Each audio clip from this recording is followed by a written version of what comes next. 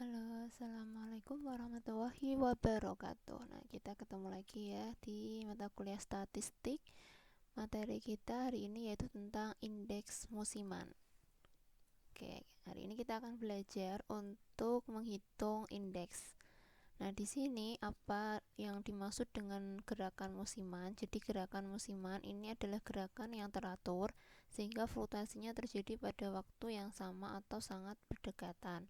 Contohnya apa? Intinya angka itu dipengaruhi oleh faktor musim. Contoh di sini, kunjungan di Mekah ini kalau pada bulan-bulan Dzulhijjah ketika orang pada datang melakukan ibadah haji, itu kunjungannya lebih tinggi dibandingkan hari-hari biasa.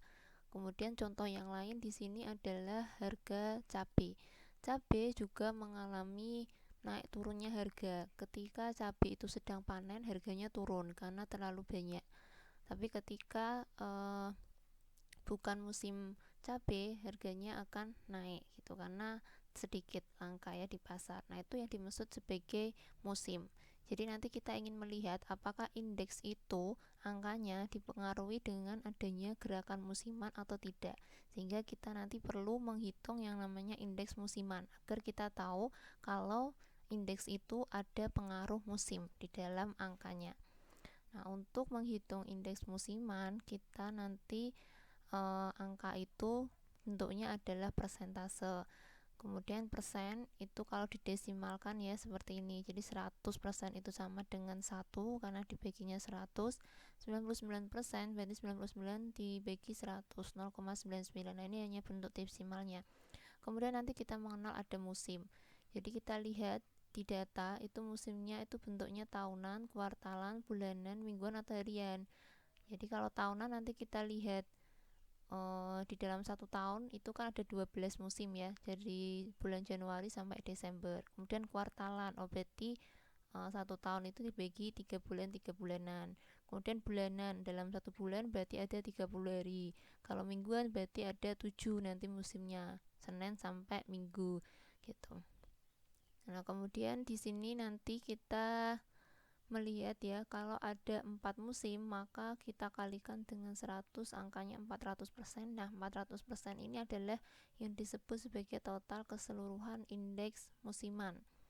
Jadi nanti dalam menghitung indeks musiman itu kita perlu mencari ini total keseluruhan indeks musiman, yang mana jumlah ini adalah menyesuaikan musimnya. Kalau musimnya ada 4 ya 400, kalau 12 ya berarti 1200% dan seterusnya.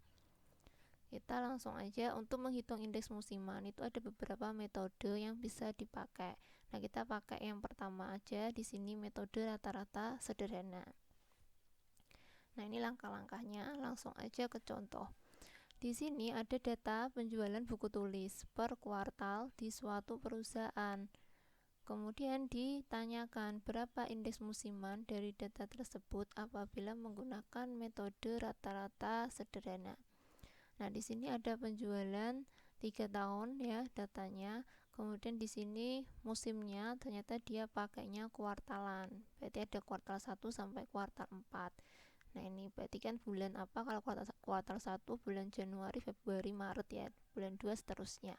Jadi per 3 bulan. Nah, ini kita lihat pada tiap tahunnya ya, 3 tahun terakhir. Ternyata dari sini kita bisa langsung tahu bahwa pada kuartal 3 ini ternyata angkanya selalu lebih tinggi dibandingkan kuartal-kuartal sebelumnya. Pada tahun 2015 sama, 2016 juga sama, lebih besar, 2017 juga sama.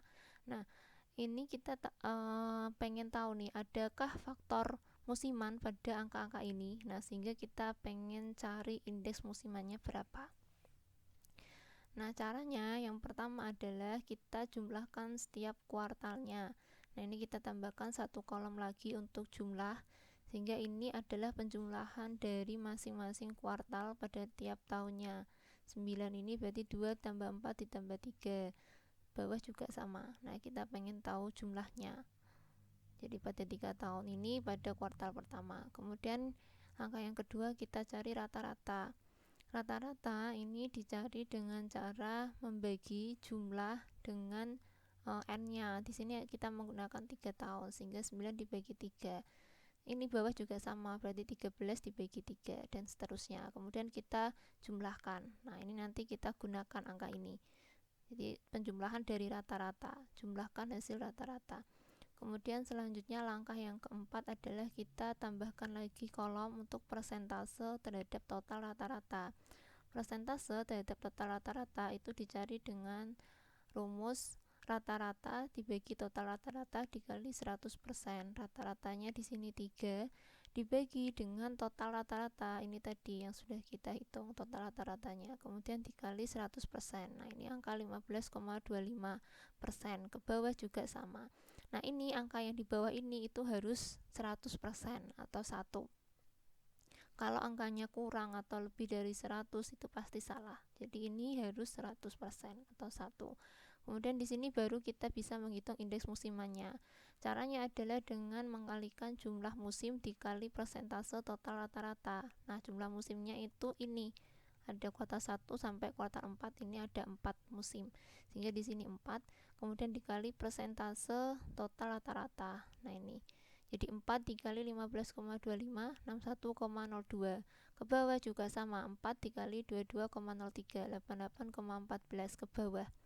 Nah, ini angka yang terakhir ini harus sama dengan 100 dikali jumlah musimnya. Jumlah musimnya tadi ada 4, sehingga 100 dikali 4 itu 400. Maka di sini harus 400 nilainya. Gitu.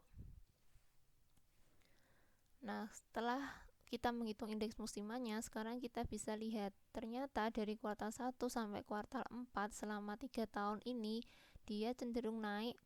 Dari Q1 ini lebih rendah dari Q2, Q2 lebih rendah dari Q3 penjualannya, dan Q3 lebih rendah dari Q4. Nah, ternyata penjualannya itu lebih tinggi, cenderung naik ketika berada di kuartal 3, yaitu di bulan